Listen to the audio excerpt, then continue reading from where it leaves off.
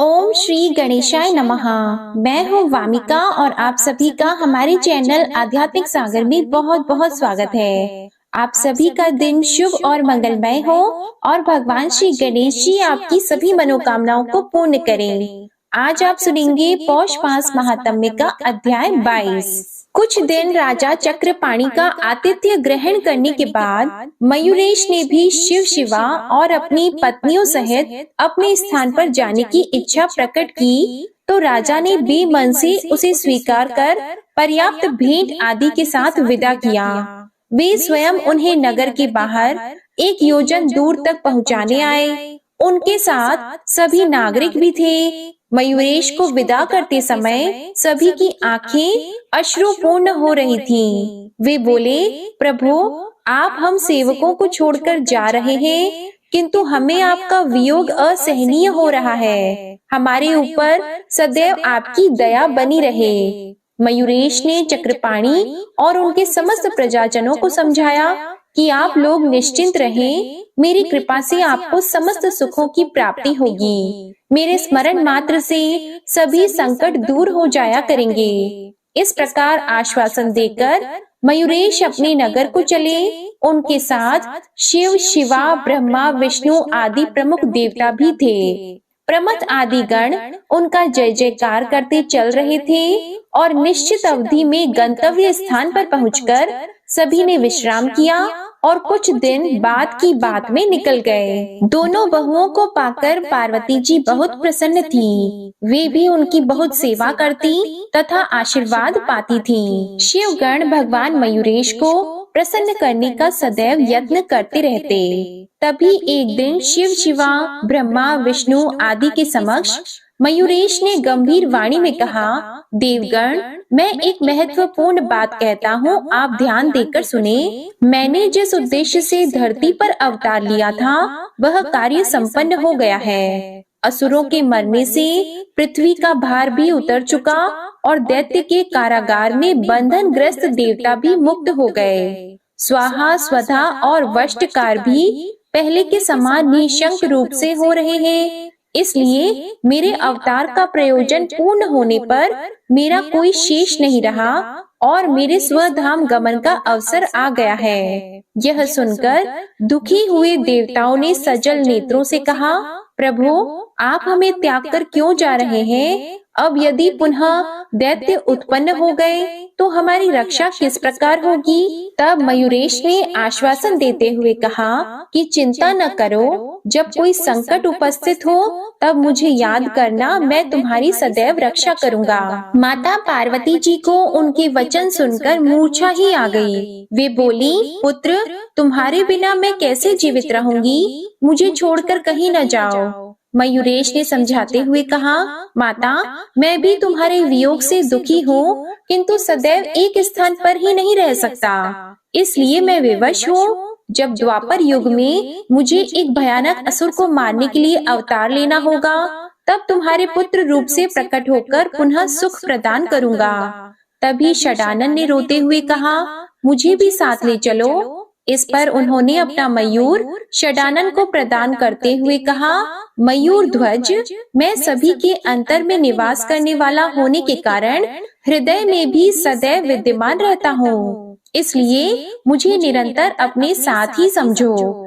ऐसा कहकर गणेश्वर वहीं अंतर ध्यान हो गए। अब द्वापर युग चल रहा था। ब्रह्मा जी निद्राग्रस्त थे। उस समय शूलपाणि उमानाथ ब्रह्मलोक में पधारे। चतुरानन की नींद खुली और उन्होंने एक जम्भाई ली। तभी उनके मुख से एक अत्यंत भयंकर पुरुष प्रकट हो गया।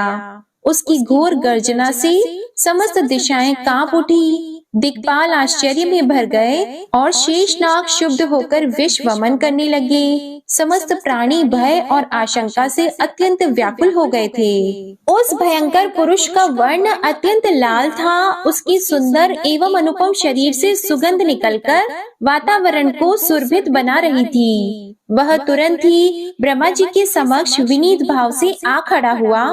पद्मयोनि उसे देखते ही विस्मय से भर गए और पूछने लगे कि तुम कौन हो, कहाँ और कैसे उत्पन्न हुए और क्या चाहते हो?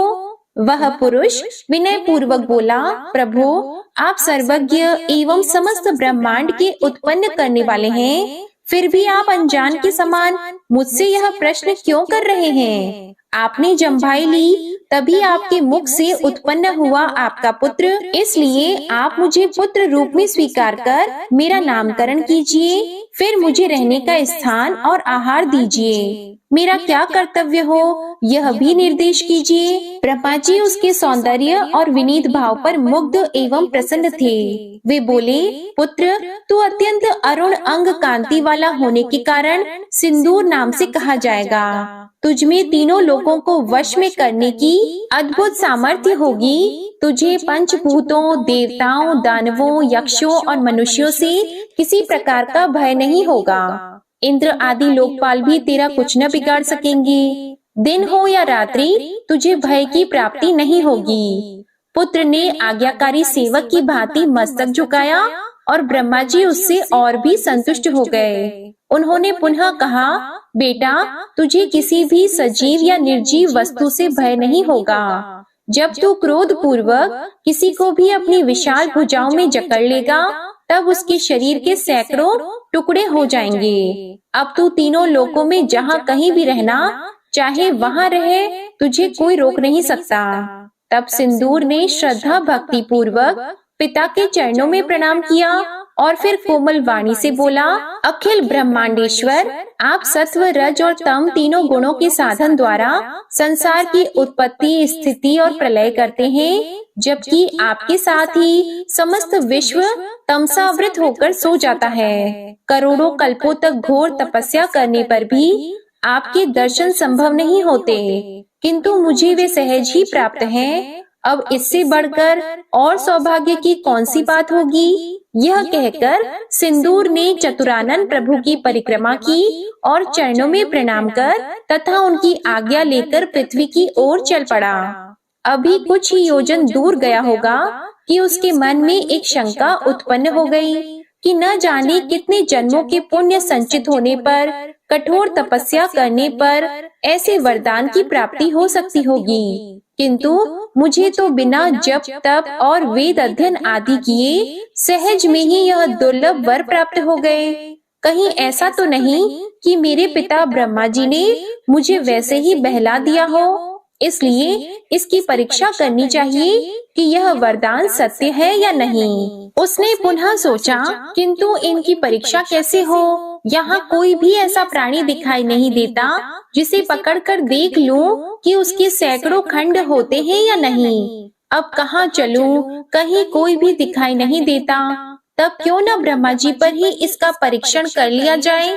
ऐसा निश्चय कर वह पुनः ब्रह्मलोक की ओर लौटा। उसने ब्रह्मा जी के पास जाकर घोर गर्जन किया और अपनी भुजाओं को तोलने लगा।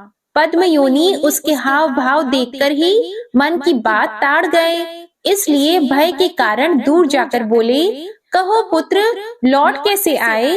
तब सिंदूर ने कहा, पिताजी मैं आपके वर की परीक्षा करना चाहता हूँ। जब मुझे कहीं भी कोई दिखाई न दिया तो यहाँ आना ही उचित प्रतीत हुआ। ब्रह्मा जी ने दूर से ही कहा, पुत्र मैंने तेरी सुंदरता देखकर ही मोहवश तुझे वर प्रदान किया था। मुझे तेरी इस कुटिलता और दुष्टता का भान नहीं था कि तू मेरे वरदान का परीक्षण मुझ पर ही करेगा। वस्तुतः विषधर को दूध पिलाने पर उसमें विष की वृद्धि ही होगी, इस सिद्धांत की ओर मेरा ध्यान ही नहीं गया था। सिंदूर फिर भी न माना। वह ब्रह्मा जी की ओर बढ़ने लगा तो वे पीछे हटते हुए बोले, अरे मूढ़, अब तो असुर भाव को प्राप्त होगा और तुझे मारने के लिए गजानन भगवान अवतार लेंगे। इस शाप को सुनकर अट्टहास करता हुआ सिंदूर चतुर्मुख की ओर झपटा। यह देखकर वे प्राण लेकर भागने लगे। पीछे पीछे असुर भी दौड़ पड़ा। यद्यपि ब्रह्मा जी असुर की अपेक्षा दुर्बल थे, तो भी प्राण के मोह से वेग पूर्वक भाग रहे थे। भागते भागते वे पसीने से लथपथ हो गए, किंतु असुर ने उनका पीछा नहीं छोड़ा। इधर चतुरानन बैकुंठ धाम तक पहुंच गए थे। वहां कुछ श्रम हल्का करने के लिए रुके ही थे कि असुर आता दिखाई दिया। वे तेजी से दौड़कर भगवान विष्णु जी के पास जा पहुँचे। रमानाथ ने उनका उद्वेग देखकर तुरंत अपने पास बिठाया और वे पूछने लगे, विधाता, आप इतने डरे क्यों हैं? आपकी देह भी श्वेत से भीग रही है, लगता है वेग से भागकर आए हो। तब ब्रह्मा जी बोले, प्रभु, मुझे निद्रा आ गई थी, तभी पार्वती पति पधारे। मैं निद्रा से उठा तो मुझे जम्भाई आ गई और मेरे मुख से लाल वर्ण का एक सुंदर महाकाय बालक उत्पन्न हो गया। उसने मुझसे नाम रखने और रहने का स्थान बताने की प्रार्थना की, तो मैंने उसका नाम सिंदूर रखा और रहने के लिए तीनों लोकों में इच्छित स्थान पर रहने को कह दिया। किंतु उसके सौंदर्य एवं पुत्र स्नेह से भ्रमित होकर मैंने उसे यह वर दे दिया कि तू त्रैलोक्य विजयी होगा और तू जिसे भी पकड़कर जकड़ लेगा वह वहीं चूर चूर हो जाएगा। अब वह दुरात्मा उस वरदान का परीक्षण मुझ पर ही करने को उतारू है। हे दया सिंधु, उस दुष्ट से मेरी रक्षा कीजिए। तब भगवान विष्णु बोले, वाह, आपने भी कैसा सुंदर वर दे दिया। उसे बिना विचार किए हुए वर प्रदान का यही दुष्परिणाम होता है। आपका पुत्र मोह आपको ही नहीं, तीनों लोगों को यातना ग्रस्त कर देगा। दोनों में इस प्रकार वार्तालाप चल ही रहा था कि दौड़ता हुआ सिंदूर भी वहां आ गया और ब्रह्मा जी पर झपटता हुआ बोला, क्यों यहाँ आकर छिप रहे हो? परंतु मैं तुम्हें कहीं भी छोड़ने वाला नहीं हूँ। आओ, चुपचाप मेरी पकड़ में आना स्वीकार कर लो। बचाओ प्रभु, बचाओ, कहते हुए ब्रह्मा जी भगवान विष्णु जी के पीछे की ओर होने लगे। तभी भगवान ने उसे समझाया, पुत्र, तू अत्यंत बलवान और चतुरानन अल्प बल है, इसलिए इनसे युद्ध करने में तुम्हें सुयश नहीं मिलेगा, वरन इनका अनिष्ट होने पर तुम्हें अब कीर्ति ही प्राप्त होगी। इसलिए इन्हें छोड़कर किसी अन्य से जाकर युद्ध करो। सिंदूर बोला, मुझे तो अपने वरदान का परीक्षण करना है। यह हो या कोई वीर, यदि यह नहीं लड़ते तो तुम ही आकर युद्ध करो। यह कहकर वह विष्णु भगवान की ओर बढ़ा, किंतु वे तो परम नीति निपुण थे। उसे भ्रमित करते हुए बोले, पुत्र, मैं तो केवल सत्व गुण संपन्न हूँ, इसलिए लोक पालन में ही लगा रहता हूँ। विष्णु जी ने मुस्कुराते हुए कहा, कैलाश पर्वत पर शिव जी निवास करते हैं। उन्होंने अपने दृष्टिपात मात्र से कामदेव को भस्म कर दिया था। बहुत से असुर उनके हाथ से मारे गए हैं। वे उमानाथ, सुदृढ़ काय और सदैव युद्ध के लिए उत्सुक रहने वाले भी हैं। उनसे युद्ध करो तो तुम्हें संतोष भी होगा और सुयश की भी प्राप्ति होगी। रमानाथ के नीतिपूर्ण मधुर वचन सुनकर असुर को बड़ी प्रसन्नता हुई। उसने सोचा, ऐसे ही युद्ध प्रिय वीर से युद्ध करने में आनंद आ सकता है, इसलिए मुझे यही करना चाहिए। और अब वह वेग पूर्वक चलता हुआ कैलाश शिखर पर जा पहुंचा। उस समय भगवान शंकर समाधि में लीन हुए बैठे थे और पार्वती जी उनकी सेवा में रत थीं और नंदी तथा भृंगी आदि भी उनके निकट ही बैठे हुए थे। इसके बाद जो कुछ भी हुआ, इसका वर्णन आप अगले अध्याय में सुनेंगे। आइए अब आपको सुनाते हैं एक बहुत ही सुंदर कहानी। एक छोटी सी चिड़िया उड़ान भरने की कोशिश कर रही थी, लेकिन बार बार कुछ ऊपर उठकर फिर गिर जाती थी। दूर से एक अनजान चिड़िया अपने साथी के साथ बैठी हुई यह सब कुछ बड़े ही ध्यान से देख रही थी। कुछ देर के बाद वह चिड़िया उसके पास आई और उससे बोली कि क्या हुआ, तुम बहुत परेशान लग रही हो। फिर छोटी चिड़िया बोली कि मुझे शाम होने से पहले अपने घोंसले तक पहुंचना है, लेकिन मुझे उड़ान भरना अभी ढंग से नहीं आता। क्या आप मुझे उड़ना सिखा सकती हो? फिर वह चिड़िया बोली कि जब सीखा नहीं तो इतना दूर निकल आने की क्या जरूरत थी। वह छोटी चिड़िया का मजाक उड़ाने लगी। अनजान चिड़िया हंसते हुए बोली कि देखो, हम तो उड़ान भरना जानते हैं और अपनी मर्जी से कहीं भी जा सकते हैं। इतना कहकर उसने छोटी चिड़िया के सामने पहली उड़ान भरी। वह फिर थोड़ी देर के बाद लौट कर आई और 2-4 कड़वी बातें बोलकर फिर से उड़ गई। ऐसा उसने 5-6 बार किया, लेकिन एक बार जब वह वापस लौटी तो वहां छोटी चिड़िया नहीं थी। यह देखकर वह अनजान चिड़िया खुश होते हुए अपने साथी से बोली कि आखिर उस छोटी चिड़िया ने उड़ना सीख ही लिया है। उसने अपनी उड़ान भर ही ली। फिर उसका साथी बोला कि तुम इतना खुश क्यों हो रही हो? तुमने तो उसका इतना मजाक बनाया था। फिर वह बोली कि वास्तव में यह मेरा उसे उड़ना सिखाने का एक तरीका था। मैं उसके लिए अजनबी थी। मैं उसे सीधे तरीके से उड़ना सिखाती तो वह पूरी जिंदगी मेरे एहसान तले दबी रहती और उसे दूसरों से मदद मांगने की आदत पड़ जाती। जब मैंने पहले उसे कोशिश करते हुए देखा था, मैं तभी समझ गई थी कि इसे बस थोड़ी सी दिशा देने की जरूरत है, और वह मैंने बार बार उसके सामने उड़ते हुए उसे दे दी। अब वो खुद उड़ती रहेगी और दूसरों से मदद कभी नहीं मांगेगी। प्रिय भक्तजनों, सच्ची मदद वही है जो मदद पाने वाले को यह महसूस ही ना होने दे कि उसकी मदद की गई है। कहानी बहुत छोटी सी है, लेकिन इसकी सीख बहुत ही बड़ी है। उम्मीद करती हूँ ये कहानी आपको अच्छी लगी होगी। अब सुनिए श्रीमद् भगवत गीता का अध्याय 16।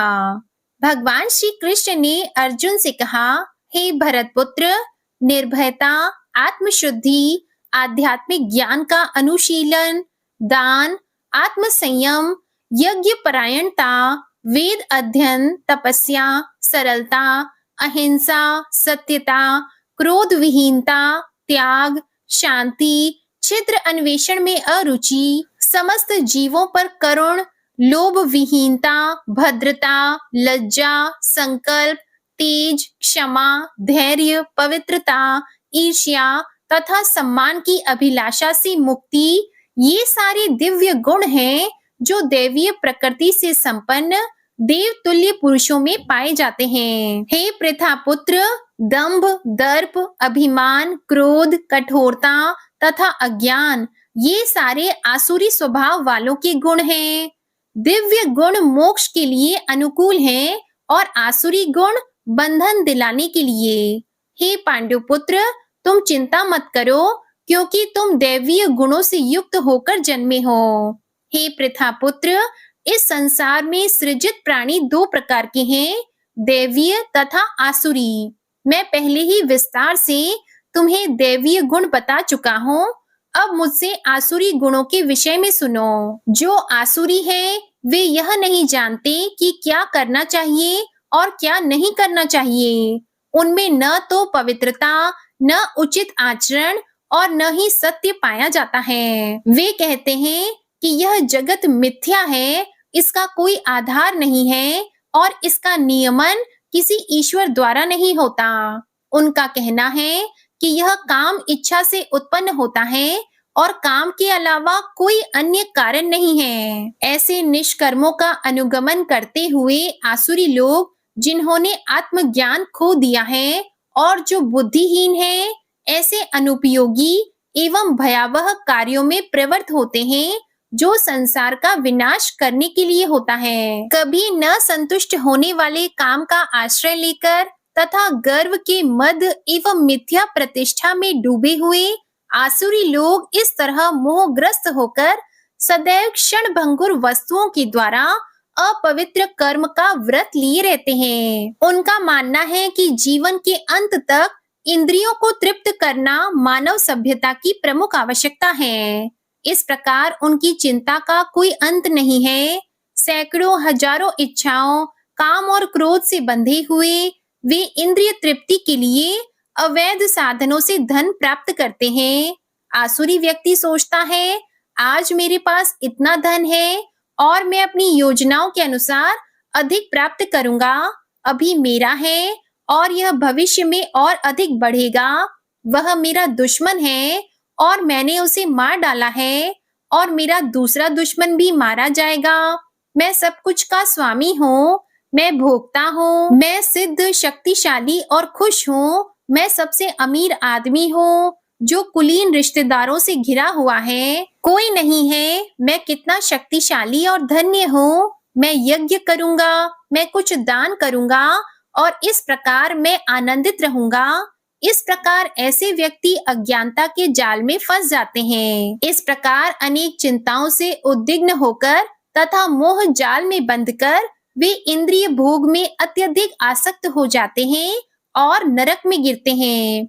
अपने को श्रेष्ठ मानने वाले तथा सदैव घमंड करने वाले, संपत्ति तथा मिथ्या प्रतिष्ठा से मोहग्रस्त लोग किसी विधि विधान का पालन न करते हुए कभी-कभी नाम मात्र के लिए बड़े ही गर्व के साथ यज्ञ करते हैं। मिथ्या अहंकार, बल, दर्प, काम तथा क्रोध से मोहित होकर आसुरी व्यक्ति अपने शरीर में तथा अन्यों के शरीर में स्थित भगवान से ईर्ष्या और वास्तविक धर्म की निंदा करने लगते हैं। जो लोग ईर्ष्यालु तथा क्रूर हैं और नराधम हैं, उन्हें मैं निरंतर विभिन्न आसुरी योनियों में भव सागर में डालता रहता हूँ। हे कुंती पुत्र, ऐसे व्यक्ति आसुरी योनि में बारंबार जन्म ग्रहण करते हुए कभी भी मुझ तक नहीं पहुंच पाते।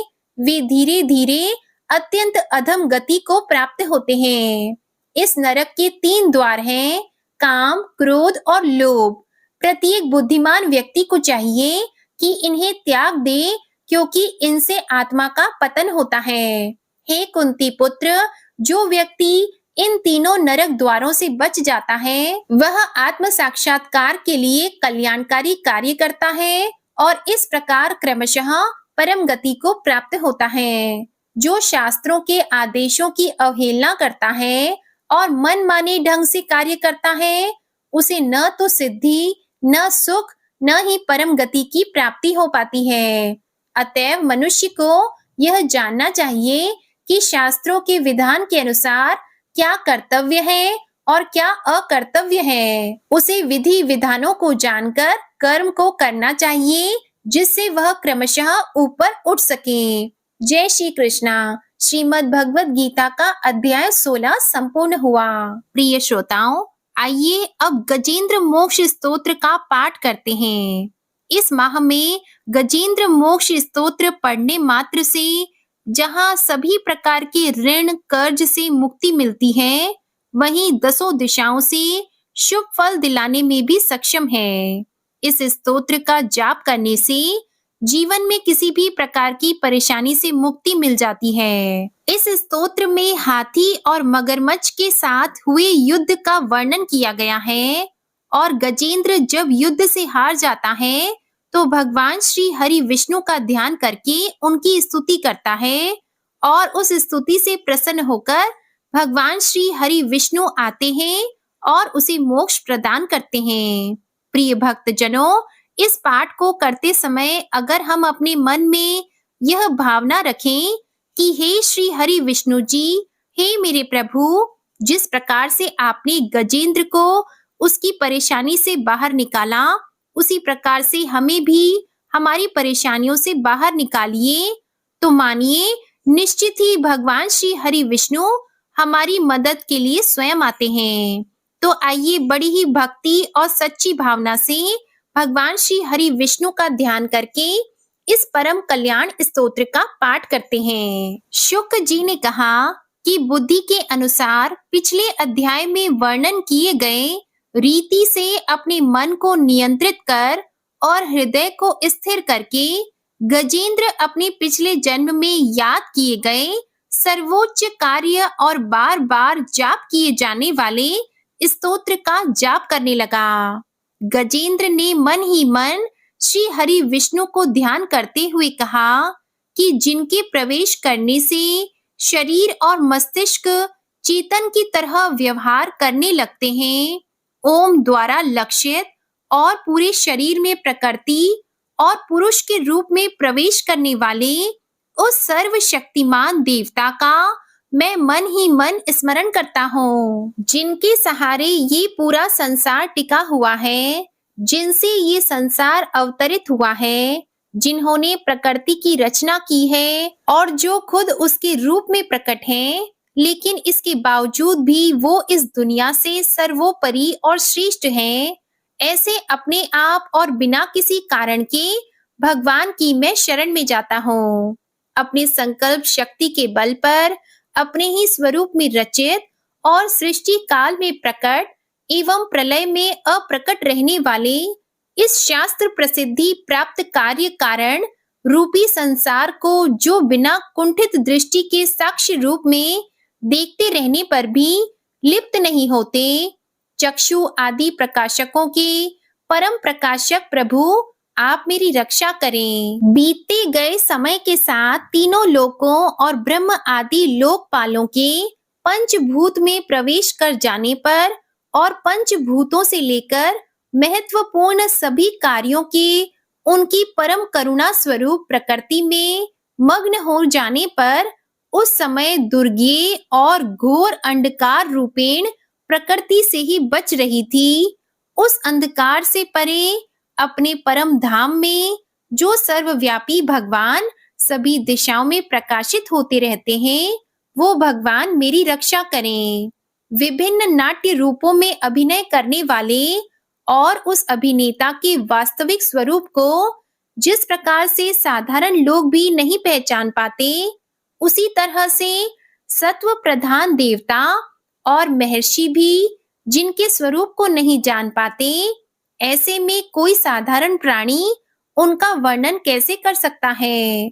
ऐसे दुर्गम चरित्र वाले भगवान मेरी रक्षा करें। अनेकों शक्ति से मुक्त सभी प्राणियों को आत्म बुद्धि प्रदान करने वाले, सबके बिना कारण हेत और अतिशय साधु स्वभाव ऋषि मुनि जन, जिनके परम स्वरूप को देखने की इच्छा के साथ वन में रहकर अखंड ब्रह्मचार्य तमाम अलौकिक व्रतों को नियमों के अनुसार पालन करते हैं, ऐसे प्रभु ही मेरी गति है।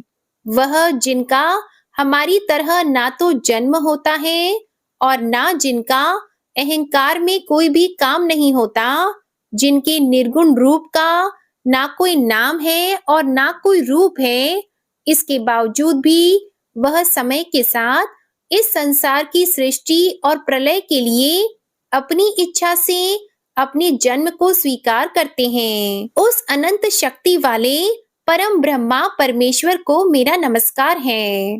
प्राकृत आकार रहित और अनेक रूप वाले अद्भुत भगवान को मेरा बार बार नमस्कार है। स्वयं प्रकाशित सभी साक्ष्य परमेश्वर को मेरा शत शत नमन है। वैसे देव जो मन वाणी और चित्त वृत्तियों से परे हैं, उन्हें मेरा बारंबार नमस्कार है। विवेक से परिपूर्ण पुरुष के द्वारा सभी सत्व गुणों से परिपूर्ण निवृत्ति धर्म के आचरण से मिलने वाले योग्य मोक्ष सुख की अनुभूति रूपी भगवान को मेरा नमस्कार है। सभी गुणों के स्वीकार शांत रजोगुण को स्वीकार करके अत्यंत और तमोगुण को अपनाकर मूड से जाने जाने वाले बिना भेद के और हमेशा सद्भाव से ज्ञान धनी प्रभु को मेरा नमस्कार है। शरीर के इंद्रिय के समुदाय रूप सभी पिंडों के ज्ञाता सभी के स्वामी और साक्षी स्वरूप देव आपको मेरा नमस्कार है। सभी के अंतर्यामी प्रकृति के परम कारण लेकिन स्वयं बिना कारण भगवान को मेरा शत शत नमस्कार है।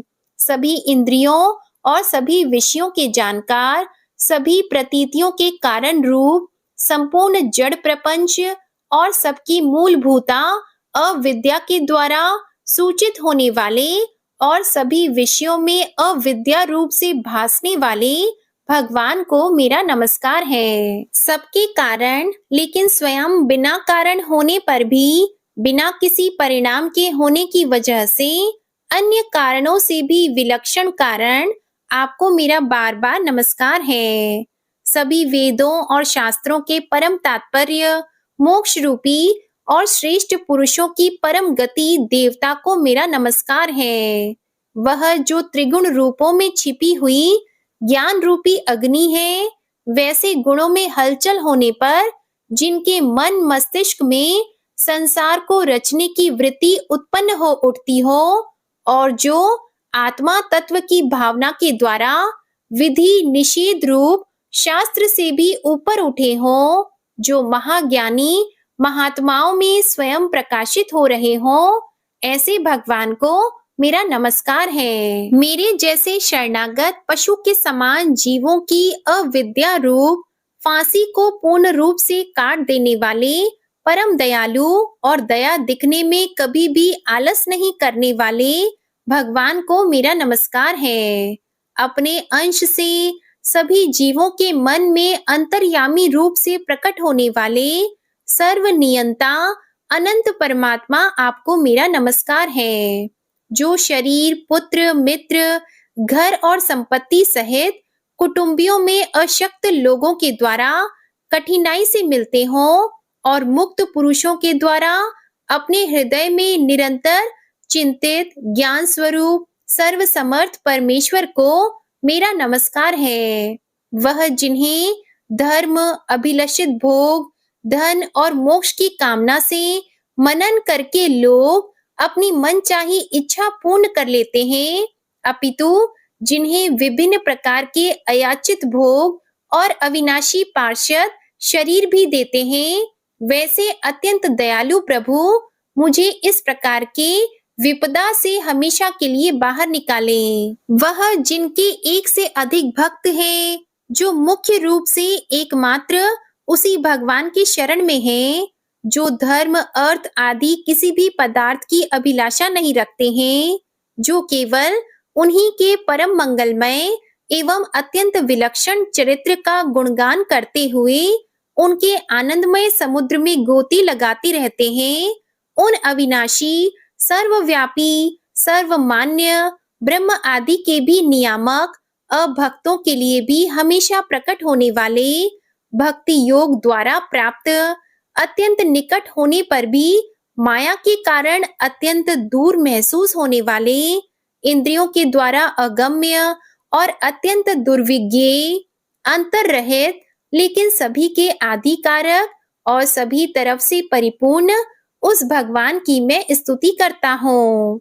वो जो ब्रह्मा सहित सभी देवता, चारों वेद, समस्त चर और अचर जीव के नाम और आकृति भेद से जिनके अत्यंत क्षुद्र अंशों से रचित हैं, जिस तरह से जलती हुई अग्नि की लपटें और सूरज की किरणें हर बार निकलती हैं और फिर से अपने कारण में लीन हो जाती है, उसी प्रकार बुद्धि, मस्तिष्क, इंद्रियां और नाना योनियों के शरीर, जिन सभी गुणों से प्राप्त शरीर जो स्वयं प्रकाश परमात्मा से अवतरित होकर फिर से उन्हीं में लीन हो जाता है। वह भगवान जो ना तो देवता है, ना असुर, ना मनुष्य और ना ही मनुष्य से नीचे किसी अन्य योनि के प्राणी, ना ही वो स्त्री है, ना पुरुष और ना ही नपुंसक और ना ही वो कोई ऐसे जीव हैं जिनका इन तीनों ही श्रेणी में समावेश है।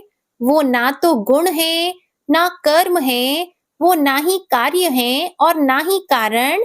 इन सभी योनियों का निषेध होने पर जो बचता है वही उनका असली रूप है।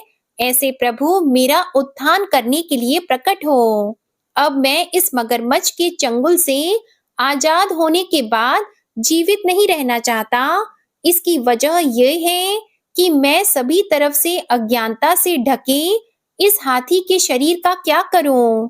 मैं आत्मा के प्रकाश से ढक देने वाले अज्ञानता से युक्त इस हाथी के शरीर से मुक्त होना चाहता हूँ, जिसका काल क्रम से अपने नाश नहीं होता बल्कि ईश्वर की दया और ज्ञान से उदय हो पाता है। इस प्रकार से मोक्ष के लिए लालायित संसार के रचयिता स्वयं संसार के रूप में प्रकट, लेकिन संसार से परे, संसार में एक खिलौने की तरह खेलने वाले, संसार में आत्म रूप से व्याप्त, अजन्मा, सर्वव्यापी एवं प्राप्य वस्तुओं में सर्वश्रेष्ठ श्री हरि का केवल स्मरण करता हूँ और उनकी शरण में जाता हूँ। वह जिन्होंने भगवत शक्ति रूपी योग के द्वारा कर्मों को जला डाला है, जिन्हें समस्त योगी ऋषि अपने योग के द्वारा अपनी शुद्ध हृदय में प्रकट देखते हैं, उन योगेश्वर भगवान को मेरा नमस्कार है। वह जिनके तिगुणे शक्तियों का राग, रूप, वेग और असहाय है, जो सभी इंद्रियों के विषय रूप में मौजूद हैं, वह जिनकी इंद्रियां समस्त विषयों में ही बसी रहती हैं, ऐसे लोग जिनको मार्ग मिलना भी असंभव नहीं है, वैसे शरणागत एवं अपार शक्तिशाली वाले भगवान आपको मेरा नमस्कार है। वह जिनकी अविद्या नाम के शक्ति के कार्य रूप से ढके हुए हैं। वह जिनके रूप को जीव समझ नहीं पाते, ऐसे अपार महिमा वाले भगवान की मैं शरण लेता हूँ। श्री शुकदेव जी कहते हैं कि वह जिसने पूर्व प्रकार से भगवान के भेद रहित सभी निराकार रूप का वर्णन किया था, उस गजराज के करीब जब ब्रह्मा जी साथ में अन्य कोई देवता नहीं आए, जो अपने विभिन्न प्रकार के विशेष विग्रह को ही अपना रूप मानते हैं, ऐसे में साक्षात विष्णु जी, जो सभी के आत्मा होने के कारण सभी देवताओं के रूप हैं, तब वहां प्रकट हुए।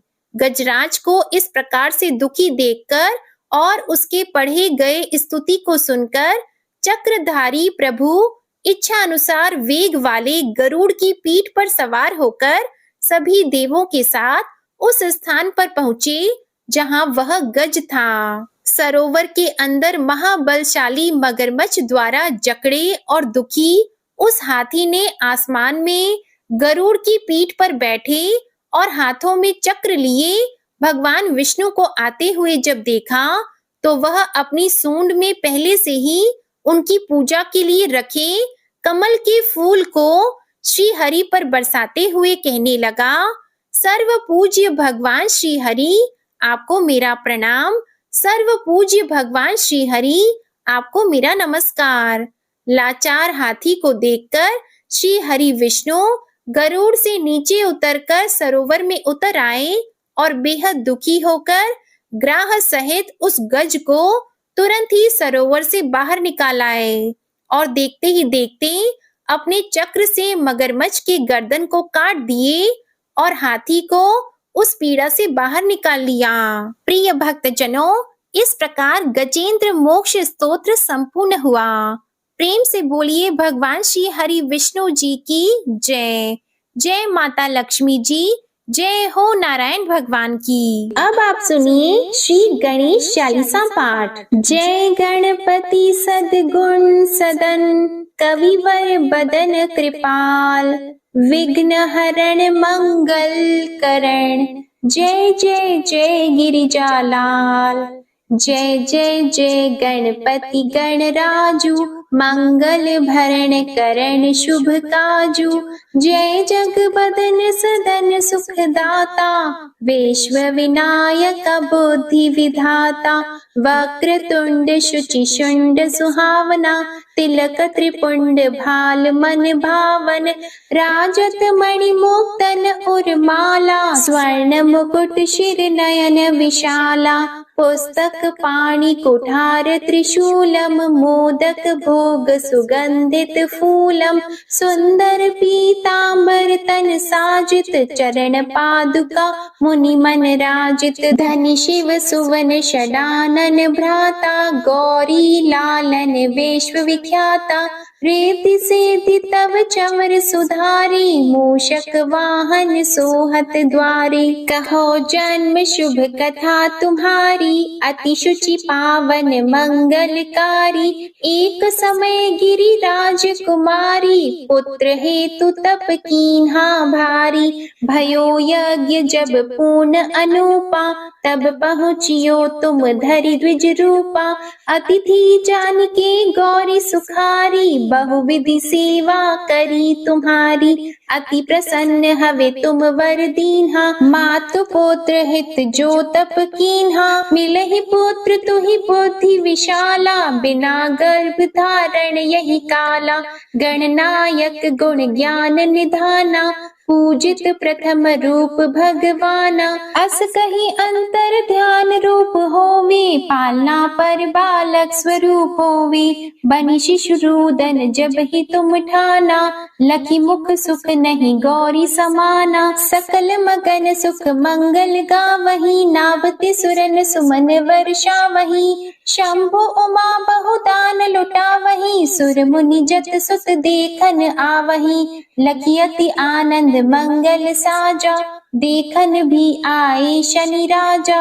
निज अवगुण गुण शनि मन माही, बालक देखन चाहत नाही। गिरिजा कछु मन भेद बढ़ायो, उत्सव मोर न शनि तुहि भायो, कहत लगे शनि मन सकुचाई, का करि हो शिशु मोहि दिखाई, नहीं विश्वास उमा उर भयहु, शनि सो बालक देखन कहयौ, पद तहि शनि दृग कोण प्रकाशा, बालक सिर उड़ गयो आकाशा, गिरिजा गिरि विकल हवि धरणी, सो दुख दशा गयो नहीं वरणी, हाहाकार मच्यो कैलाशा, शनि कीन हो लखि सुत को नाशा, तुरत गरुड़ चढ़ी विष्णु सिधायो, काटी चक्र सो गज सिर लाई, बालक के धर ऊपर धारियो, प्राण मंत्र पढ़ि शंकर डारियो, नाम गणेश शंभु तब कीन्हे, प्रथम पूज्य बुद्धि निधि वर दीन्हे, बुद्धि परीक्षा जब शिव कीन्हा, पृथ्वी कर प्रदक्षिणा लीन्हा, चले षडानन भरमि भुलाई, रचि बैठ तुम बुद्धि उपाय, चरण मातु पितु के धर लीन्हे, तिनके साथ प्रदक्षिण कीन्हे, धनि गणेश कहि शिव हे हर्षि, नभते सुरन सुमन बहु बरसी, तुम्हारी महिमा बुद्धि बढ़ाई, शेष सहस मुख सके न गाई, मैं मतिहीन मलिन दुखहारी, करहु कौन विधि विनय तुम्हारी, भजत राम सुंदर प्रभु दासा, जग प्रयाग ककरा दुर्वासा, अब प्रभु दया दीना पर कीजे, अपनी शक्ति भक्ति कुछ दीजे, श्री गणेश यह चालीसा, पाठ करे कर ध्यान, नित नव मंगल ग्रह बसी, लहे जगत सम्मान, संबंध अपने सहस्त्र दश, ऋषि पंचमी दिनेश, पूर्ण चालीसा भयो, मंगल मूर्ति गणेश। श्री गणेश चालीसा समाप्त होती है। प्रेम से बोलिए भगवान श्री गणेश की जय। आपको आज की कथा पसंद आए तो वीडियो को लाइक कीजिएगा, शेयर कीजिएगा, कमेंट में भगवान श्री राधे कृष्ण की जय लिखिएगा और चैनल को भी सब्सक्राइब कीजिएगा। इसी के साथ आज आप हमारे चैनल पर संतोषी माता की व्रत कथा भी जरूर सुनिएगा। प्रेम से बोलिए राधे कृष्ण भगवान की जय।